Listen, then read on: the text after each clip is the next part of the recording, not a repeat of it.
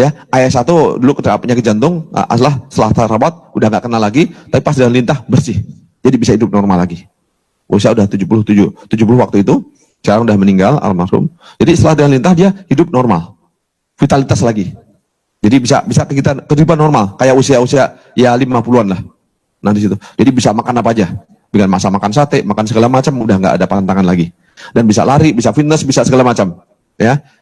Di akhir hayat meninggal karena sakit untuk meninggal saja. Ya.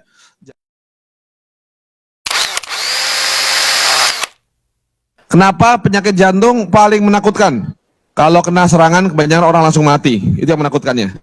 Padahal penyakit jantung, penyakit pertama kali yang saya menguasai adalah jantung dulu. Jadi penyakit jantung itu sebenarnya penyakit yang paling mudah diselesaikan.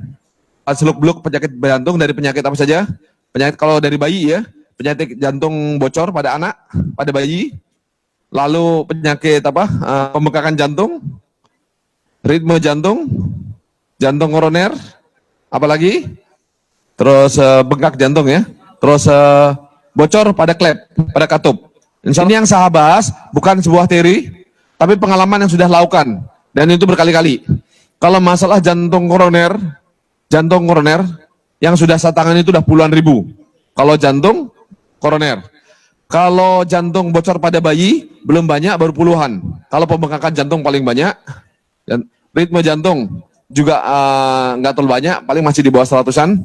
Tapi yang paling banyak jantung koroner. Ya, oke, akan saya bahas sekarang satu persatu. Yang paling sederhana dan paling mudah kita selesaikan adalah jantung koroner. Jantung koroner adalah penyakit yang paling mudah diselesaikan. Ya. Kenapa paling mudah? Karena pengalaman saya sudah ada berapa? Tidak hanya ribuan, tapi sudah mencapai puluhan ribu jantung koroner. Dan jantung koroner saya banyak melakukan juga pengobatan massal. Nah, kemarin kita berbicara masalah lintah, paham? Lintah kemarin? Makanan lintah itu apa? Darah, ya. Lintah itu masuk ke pengobatan apa? Input, output, atau naikkan energi? Input, ya. Jadi, kalau lintah, makanan lintah itu apa? Darah. Nah, Allah itu ngasih rezeki, nggak pernah langsung diberikan saja. Tapi Allah ngasih apa? Pancingnya. Nah, begitu juga lintah. Makanan lintah apa? Darah. Jadi darah tidak datang begitu saja. Dia harus bekerja dulu.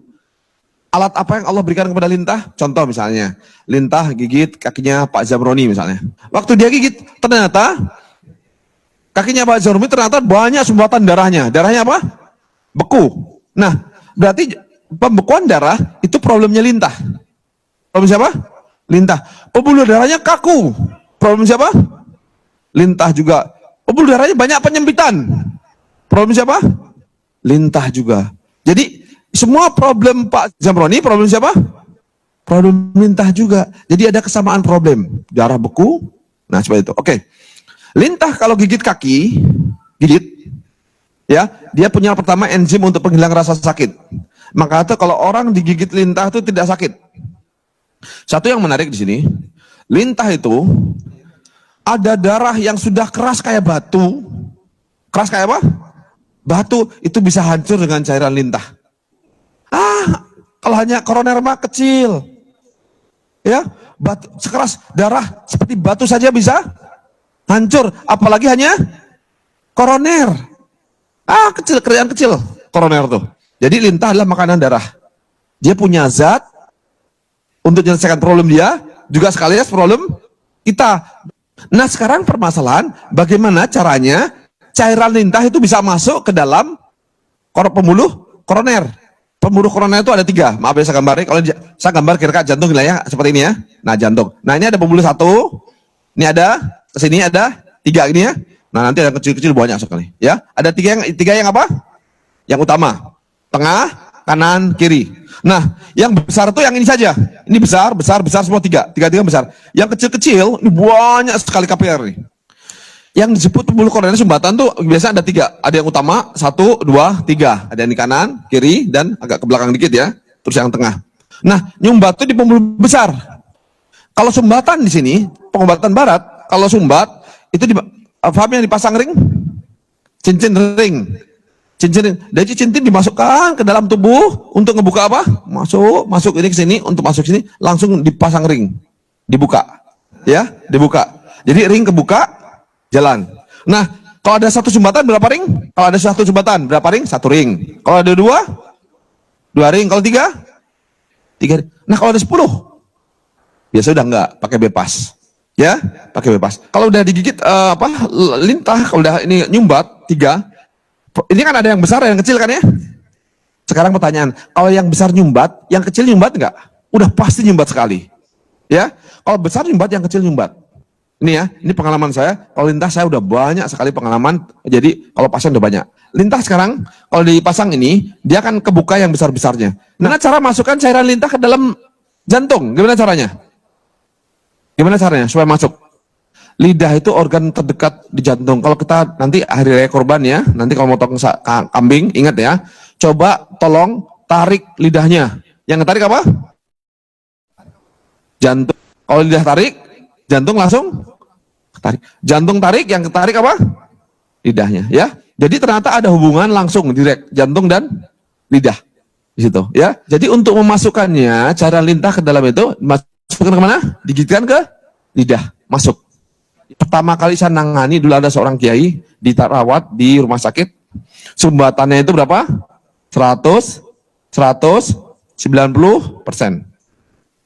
Jadi tinggal berapa persen? 10. Itu tuh, Bu, kalau udah kayak gini, bicara itu capek sekali. Capek. Ngos-ngosan, hanya karena perlu dikit sekali, hanya 10%. Lintah pertama kali digigit di lidah, tadinya dia pertama kali tidak bisa apa? Duduk pun tidak bisa. Dia hanya berbaring, bicara letih sekali. Dengan sekali lintah, satu, ya, lintah pertama, yang terjadi apa? Dia bisa duduk, dia bisa bicara. Lintahnya kecil, satu lintah. Lalu saya tambah lintah 2. Dengan 1 kali terapi, lintah, ingat ya, lintah batu. Lintah, darah sekeras, batu pun hancur oleh cairan lintah. Ya. Kalau hanya gini mah, cetek kecil banget. Ya, hanya kecil banget. Itu juga nggak kayak batu. Kalau udah kayak batu, mati orang. Ya, baru kecil. Nah, maka tuh lintah tuh lebih efektif. Jadi hanya dengan lintah, itu langsung sekali terapi, kebanyakan apa? Berubahnya di berapa nih? Kira-kira berapa persen? Sekali terapi. Berapa persen berubahnya? 50%. Ya. 2 kali terapi? Berapa persen? 20%. Nah, yang ketiga biasanya apa? Sudah 0. Bersih. Bersihnya tidak hanya di primer, tapi di apa? Sekunder, bersih sekali, totalitas, bersih, benar-benar, ya, saking bersihnya. Nah di sini, jadi keberhasilan lintah dia membersihkan tidak hanya primer tapi juga sekunder. Orang dipakai ring, ingat ya, pakai lintah atau pakai ring tidak nambah usia ya. Kematian sesuatu yang sudah Allah tentukan, udah tercatat. Jadi kita kan punya KTP ya, tempat tanggal lahir, tempat tanggal mati juga ada, udah tercatat di Lauhul Mahfuz. Ibu-ibu kalau tercatat meninggalnya di New Zealand, pasti datang dulu ke sana. Katakanlah Pak Jabroni, seminggu kemudian datang meninggal catatan di New Zealand. Dia minggu depan pasti ke New Zealand. Untuk apa? Untuk mati, meninggal. Paham ya? Jadi kematian gitu. Ya? Jadi nggak usah kita pikirkan. Dan ingat, pakai lintah nggak memperpanjang usia ya.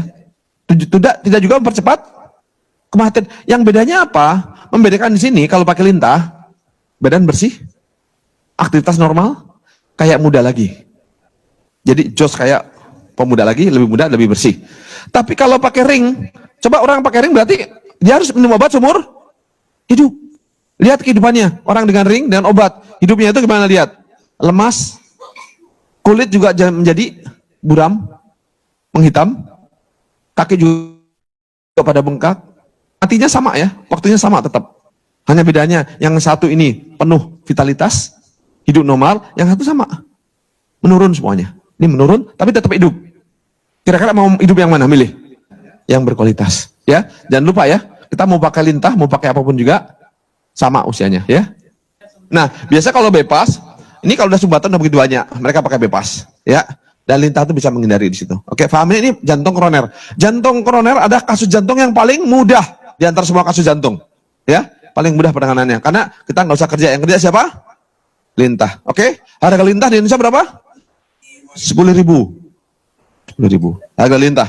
paling kalau terapi di tempat terapi. Sekarang udah banyak, alhamdulillah. Saya pertama kali mengembangkan lintah, ilmu saya kembangkan tahun 2009. Ilmu itu udah nyebar, lintah di lidah udah semuanya. Saya dulu nempelkan lintah di lidah, pertama kali saya menunggu keberanian tuh 2 bulan. Untuk berani nempelkan lintah di lidah. Karena literatur tidak ada. Coba bayangkan, kalau kaki digigit lintah, pendarahan 1 hari. Pusar, digigit lintah, pendarahan 3 hari sampai 1 minggu. Darah nggak keluar, nggak bisa bentuk, terus darah keluar terus. Lidah berapa lama? Tidak tahu, pertanyaan nggak jelas. Kaki 1 hari, pusar 3 hari, lidah berapa hari? Tidak tahu, saya tidak tahu. Jadi saya tuh 2 bulan tuh nunggu keberanian, gimana caranya ngelintah lidah. Di kepala saya apa? Kalau nanti lintah saya gigitkan di lidah, kalau berdarah terus, lidah busuk, lidah saya dipotong. Itu yang kebayang di kepala. Bukan suatu yang ringan. Oh gitu doang. Gampang. 2 bulan saya untuk mengumpulkan keberanian. Tapi sudah, subhanallah, Allah takdirkan, saya Seriwan tuh gigi itu sampai kayak apa? Kayak dekok gitu. Apa? Kayak lubang gitu kan. Sakitnya luar biasa. Wah, sampai tidur tuh sampai mimpi-mimpi. Sakit luar biasa. Nah, di situ saking sakitnya saya mimpi. Saking nggak kuatnya tuh di dalam mimpi itu lintas ambil saya gigitkan tempat luka. Sakit di mimpi itu kesakitan saya. Mimpi saya kesakitan. Pas itu saya ambil lintah saya gigitkan di tempat lukanya. Nah kalau udah saya nggak tahan sakit luar biasa, Allah buat saya sakit luar biasa sehingga saya nggak punya pilihan lain. Ambil lintah saya gigitkan tempat luka. Nah pas itu saya nggak tahu, wah luka kan sakit biasa nggak, karena di lukanya sakitnya bukan lintah gigitnya, luka saya yang di ini, wah sakit luar biasa, tak bisa tahan. Setelah 1/4 jam, nah dia membesar. Setelah membesar dilepas, kan lidah berdarah terus tuh. Ini gimana nih berdarah? Subhanallah, Allah takdirkan bukan berapa hari, bukan seminggu, bukan setahun, hanya 3 jam berhenti darah. Nah di situ saya tahu lidah itu 3 jam lebih cepat dari tempat manapun juga. Tangan meninggalkan jejak, ya, lidah tidak meninggalkan jejak. Nah di situ pas udah selesai saya objek eksperimen pertama ternyata aman. Baru saya ke ayah saya, ya, ayah satu dulu kena penyakit jantung, setelah terawat udah nggak kena lagi, tapi pas dalam lintah bersih, jadi bisa hidup normal lagi.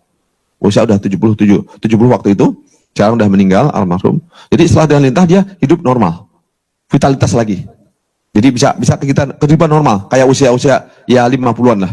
Nah di situ, jadi bisa makan apa aja, dengan masa makan sate, makan segala macam, udah nggak ada pantangan lagi. Dan bisa lari, bisa fitness, bisa segala macam. Ya, di akhirat meninggal karena sakit untuk meninggal saja. Ya, jadi satu hal lagi, kembali lagi, lintah itu yang seharusnya 100 juta bisa berapa? 10.000 atau maksimal dengan ongkos jasa segala macam 100.000. Murah nggak?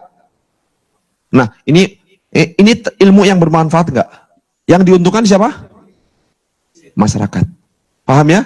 Jadi ini mudah-mudahan kalau nanti, maka tuh waktu ilmu saya sebarkan menjadi publik domain, saya ajarkan semua orang supaya apa? Saya berharap siapapun juga orang yang nempel lintah di lidah, kalau saya meninggal dapat apa? Dapat royaltinya.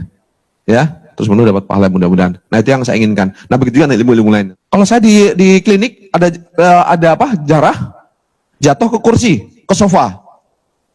Gimana cara bersihkannya? Hah? Coca-Cola nggak bisa ngancurkan darah.